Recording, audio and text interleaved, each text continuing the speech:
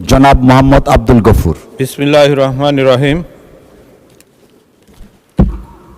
মাননীয় স্পিকার, আপনাকে ধন্যবাদ।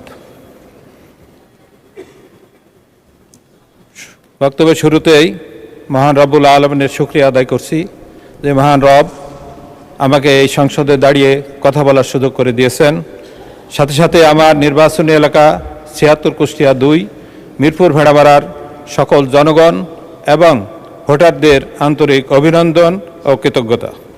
মাননীয় স্পিকার, আজ আমি মহান সংসদে দাঁড়িয়ে গভীরভাবে উপলব্ধি করছি যে আমাদের উপর অর্পিত দায়িত্ব শুধু রাজনৈতিক নয়, এটি একটি মহান আমানত।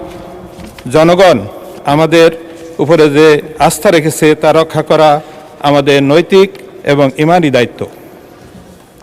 মাননীয় স্পিকার, পবিত্র কোরআনে মহান আল্লাহ পাক বলেন, নিশ্চয় আল্লাহ ন্যায় বিচার, সদাচরণ এবং আত্মীয় স্বজনকে দান করার নির্দেশ দেন এবং অশ্লীলতা, অন্যায় ও জুলুম করতে নিষেধ করেন।